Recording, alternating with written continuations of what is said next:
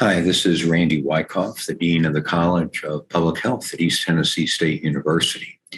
And I'm pleased to provide the public health update with data accurate through August 18th, 2022.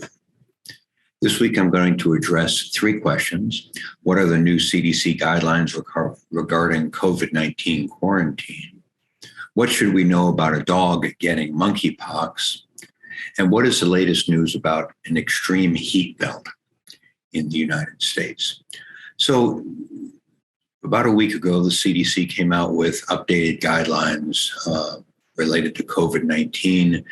The most important things are that they continue to recommend vaccination, but they now say that if you are exposed but do not yet have symptoms, you don't need to quarantine, but you should wear a good fitting mask for 10 days and then test yourself on day 5. They go on to explain what you need to do if you test positive, stay home for 5 days and isolate for others, wear a good fitting mask. If you are symptom free for 24 hours, you may end your isolation after day 5. As always, you need to think about the risks to yourself and others, particularly those in high risk. If you're at high risk of a negative outcome from COVID, you may need to be a bit more cautious. The CDC has also changed this test to stay approach for schools. So this simplifies things a little bit. And they included this nice diagram about what to do if you test positive or if you develop COVID-related symptoms. I'm not going to go through it here, but if you're interested in this, please pause the video at this point and you can sort of follow it down, what you need to do if and when. The big question that comes up is why now? Why is the CDC now changing these guidelines?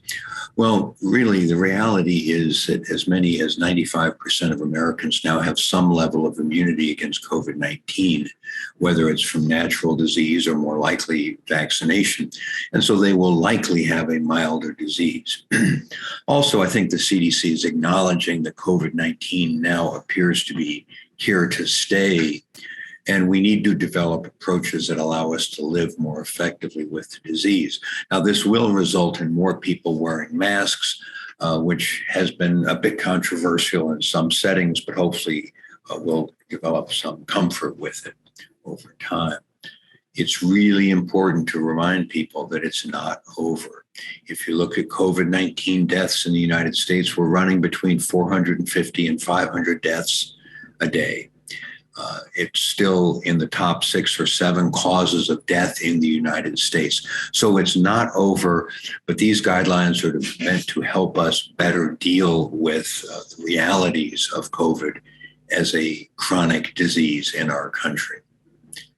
Now, many of you saw the headlines about a dog getting monkeypox. It was reported in The Lancet, one of the British medical journals. Basically, a 4-year-old dog in France developed lesions and tested positive for monkeypox. He was owned by 2 men, both of whom had developed monkeypox. He slept in the same bed, skin-to-skin contact, and developed symptoms about 12 days after the 2 men. The dog was presumably exposed by skin-to-skin contact with one or both of the men. It is really important. Dogs are not a source of monkeypox. We don't have to fear dogs. The dog was exposed by humans, not the other way around. And it's not particularly surprising because we know that monkeypox does infect a variety of different mammalian species. In the endemic countries in West and Central Africa, it's found in rodents and primates. But in non-endemic countries, it's been found in other animals, notably prairie dogs in the United States in 2003. The current global outbreak of monkeypox appears to be strictly limited to skin-to-skin contact.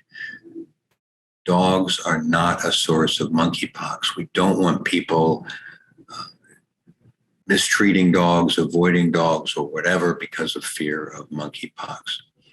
On the epidemiologic side, it does appear as if We've passed a crest in the total number of cases of monkeypox in the United States, but we will have to wait a couple more weeks to be sure of that. And then some of you also saw headlines about an extreme heat belt in the United States. This is a report that came out from the First Street Foundation just about a few days ago. And basically what it says is that about 8 million Americans next year will be in an area subject to extreme danger, that is a heat index above 125.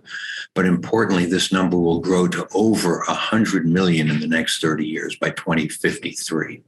And we'll see an increase in both total actual temperature, probably 2.5 degrees or more, and an increase in the number of days of excessive heat. So that's 2023, that's 2053 in the terms of the number of days where we will be over 100 degrees. And you can see just this progression.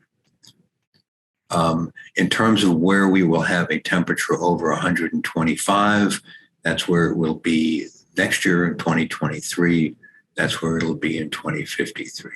This huge progression, both in total number of the total temperature and in the number of high temperature days. The report has a great deal of detailed information. You can look up whatever state you're interested in and see where the risks are within that state. Now, it's important to remind everyone that extreme heat is not just a matter of comfort, right? Extreme heat comes with tremendous health risks, especially for people that are not acclimatized, people who have to work outside, people with chronic illnesses, and so on. It will disrupt agricultural activities. It will dramatically change what we can grow and how we can grow it. It'll put a significant drain on our energy supply. It'll put a significant drain on our use of water resources, and it will require us to have significant adjustments in how we build, how we structure cities, and our activities of daily living.